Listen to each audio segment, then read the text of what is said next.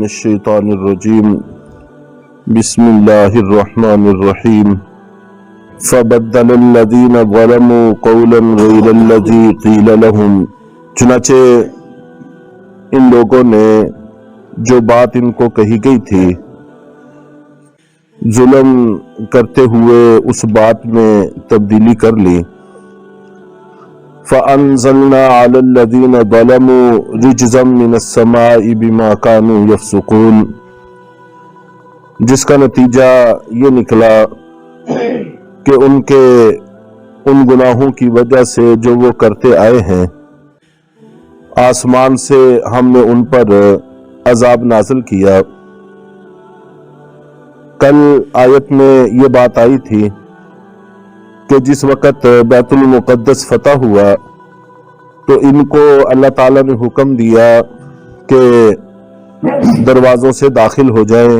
لیکن اللہ تعالیٰ کے سامنے اپنے سر کو جھکاتے ہوئے عاجزی کے ساتھ داخل ہوں، اور اسی طرح حتتن کہتے ہوئے کہ جس کا معنی ہے کہ اللہ ہمارے گناہوں کو معاف کر دے۔ انہوں نے یہ دونوں چیزیں بدل ڈالی،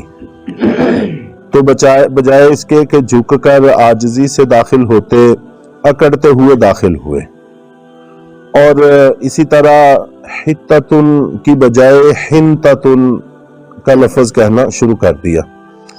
حتتن کا معنی ہے اے اللہ ہماری مغفرت فرما، ہمارے گناہوں کی بخشش فرما، اور حنتتن یہ گندم کو کہتے ہیں، تو اے اللہ گندم عطا فرما۔ اور بعض احادیث میں حبتن کا لفظ بھی ہے جس کا معنی دانے، گلے، تو یہ ان کی چیز اللہ تعالیٰ کو سخت ناپسند آئی، جس کی وجہ سے اللہ تعالیٰ نے ان پر عذاب نازل فرمایا۔ اور زیادہ تر روایات میں یہی ہے، اور زیادہ تر مفسرین نے بھی اسی کو اختیار کیا ہے کہ ان پر طاعون کا مرض اللہ تعالیٰ نے اتارا، اور یہ ایک وبائی مرض ہوتا تھا، تو تقریباً 70,000 کے لگ بھگ لوگ اس مرض کے اندر موت کے منہ میں چلے گئے، اور یہ بہت بڑی ہلاکت تھی جو ان کو دیکھنی پڑی۔ جبکہ اس امت میں ہمارے نبی پاک صلی اللہ علیہ وسلم سے جو طریقہ کار ثابت ہے کامیابیوں کے موقع پر، وہ یہی ہے کہ اللہ تعالیٰ کے سامنے عاجزی اور انکساری کو ظاہر کیا جائے۔ چنانچہ فتح مکہ کے موقع پر جب آپ نبی پاک صلی اللہ علیہ وسلم داخل ہو رہے تھے تو احادیث میں آتا ہے کہ آپ کی داڑھی مبارک، ٹھوڑی مبارک آپ کے سینے سے لگی ہوئی تھی، اور آپ کی پیشانی مبارک اونٹ کی کوہان سے لگی ہوئی تھی۔ اس طرح سے جھکے ہوئے انداز میں، عاجزی کے انداز میں مکہ کے اندر داخل ہوئے۔ حالانکہ اسلام کی یہ بہت بڑی فتح تھی، لیکن اس کے باوجود پھر جیسے ہی آپ وہاں پہنچے تو سب سے پہلے آپ نے چاشت کا وقت تھا تو 8 رکعت اس خوشی میں شکرانے کے طور پر ادا فرمائے۔ اور چنانچہ صحابہ کرام جتنے جرنیل اور مسلمان جرنیل ہوئے ہیں تو ان سب کی زندگیوں میں بھی یہی چیز ملتی ہے۔ حضرت سعد بن ابی وقاص رضی اللہ تعالیٰ عنہ نے جب ایران فتح کیا تو انہوں نے بھی چاشت کے وقت میں 8 رکعت، جس وقت وہ محل میں پہنچے تو سب سے پہلا کام یہی کیا کہ 8 رکعت شکرانے کے طور پر ادا کیے، اور اس نماز کو صلاۃ الفتح کے نام سے یاد کیا جاتا ہے۔ تو یوں صحابہ کرام کی زندگی میں اور مسلمانوں کی زندگیوں میں کامیابیوں کے موقع پر اللہ ہی کے سامنے عاجزی دکھائی جاتی ہے، اور ان کی صورتحال یہ تھی کہ انہوں نے اللہ کے سامنے عاجزی دکھانے کی بجائے اکڑ دکھانا شروع کر دی۔ وَإِذِ اسْتَسْقَىٰ مُوسَىٰ لِقَوْمِهِ فَقُلْنَا اضْرِب بِّعَصَاكَ الْحَجَرَ، اور وہ وقت بھی یاد کرنے کے قابل ہے جس وقت حضرت موسیٰ علیہ السلام نے اپنی قوم کے لیے پانی مانگا، تو ہم نے کہا کہ اس پتھر پر اپنا عصا ماریں۔ فَانْفَجَرَتْ مِنْهُ اثْنَتَا عَشْرَةَ عَيْنًا، چنانچہ اس پتھر سے 12 چشمے پھوٹ پڑے۔ قَدْ عَلِمَ كُلُّ أُنَاسٍ مَشْرَبَهُمْ، اور ہر شخص اپنے پینے کی جگہ کو جانتا تھا۔ 12 قبیلے تھے، 12 ہی چشمے تھے، اور ہر قبیلہ اپنے چشمے کو جانتا تھا اور اسی جگہ سے آ کر وہ پانی لیتے تھے۔ کُلُوا واشربوا من رزق اللہ ولا تعثوا فی الارض مفسدین۔ تو اللہ تعالیٰ کی طرف سے کہا گیا کہ کھاؤ اور پیو اللہ کے رزق میں سے اور زمین میں فساد مچاتے نہ پھرو۔ من سلوا دیا، پانی پینے کے لیے دیا، بادل سایہ کے لیے دیے، اور روایات میں یہ بھی آتا ہے کہ چونکہ وہاں پر کوئی کپڑے کا انتظام نہیں تھا تو کپڑے جو بچوں نے پہنے ہوتے تھے وہ بچوں کے بڑھنے کے ساتھ ساتھ کپڑے بھی بڑھتے رہتے تھے، نئے کپڑے لینے کی ضرورت نہیں پیش آتی تھی۔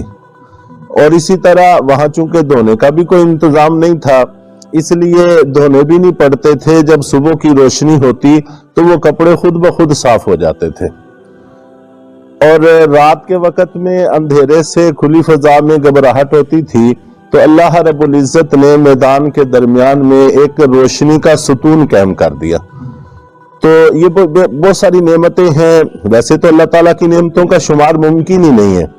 تو لیکن یہاں پر چند ایک کا تذکرہ ہے، بے شمار ایسی ہیں جن کا تذکرہ احادیث کے اندر ہے، یہاں پر نہیں ہے۔ اور یہ پتھر سے مراد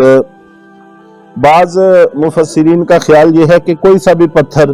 جس پر آپ لاٹھی مارتے تو اس سے چشمے جاری ہو جاتے، اور بعض میں آتا ہے کہ یہ پتھر تھا جو حضرت آدم علیہ السلام جنت سے لے کر آئے تھے، تو یہ یوں ہی چلتے چلتے حضرت شعیب علیہ السلام تک پہنچا، تو حضرت شعیب علیہ السلام نے حضرت موسیٰ علیہ السلام کو عطا کیا تھا لاٹھی بھی اور یہ پتھر بھی جو انہوں نے ساتھ ہی رکھا ہوا تھا، اور پھر جب کسی جگہ رکھ کے اس پر لاٹھی مارتے تو اس سے چشمے بہنا شروع ہو جاتے، اور جس وقت وہاں سے کوچ کرنا ہوتا تو اس پتھر کو اٹھا لیتے تو وہ نہریں اور چشمے بند ہو جاتے اور اس کو اونٹ پہ رکھ کے لے جاتے، پھر جہاں قیام ہوتا وہاں رکھ کے پھر اس پہ لاٹھی مارتے اور اس سے چشمے جاری ہو جاتے۔ اور ایک واقعہ قرآن پاک میں اور بھی ہے 22ویں پارے میں، اور احادیث کے اندر بھی اس کی کافی تفصیل موجود ہے کہ حضرت موسیٰ علیہ السلام نے ایک دفعہ غسل کرتے وقت ایک پتھر پر اپنے کپڑے رکھے تھے، اور وہ پتھر حضرت موسیٰ علیہ السلام کے کپڑوں کو لے کے بھاگ نکلا تھا۔ انبیاء کرام جتنے بھی ہوتے ہیں وہ سارے کے سارے ایسے ہوتے ہیں کہ ان میں کوئی عیب نہیں ہوتا، اللہ تعالیٰ ان کو ہمہ طرح کے عیوب سے پاک رکھتے ہیں اور اپنے وقت کے سب سے خوبصورت، سب سے باعزت، سب سے پروقار شخصیت کے مالک ہوتے ہیں۔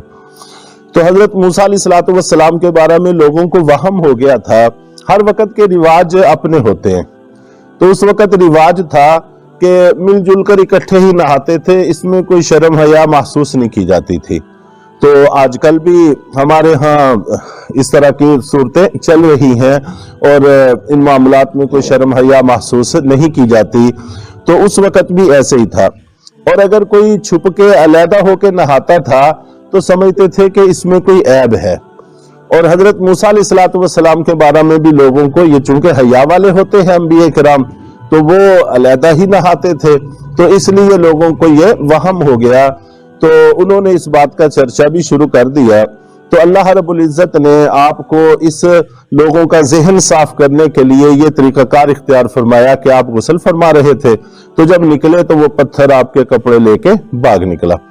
تو عین مجمع کے درمیان میں آ کے رک گیا، تو یوں حضرت موسیٰ علیہ السلام کے بدن مبارک کو لوگوں نے دیکھ لیا کہ الحمدللہ کسی طرح کا کوئی عیب نہیں ہے۔ تو اس وقت حضرت جبریل علیہ السلام نے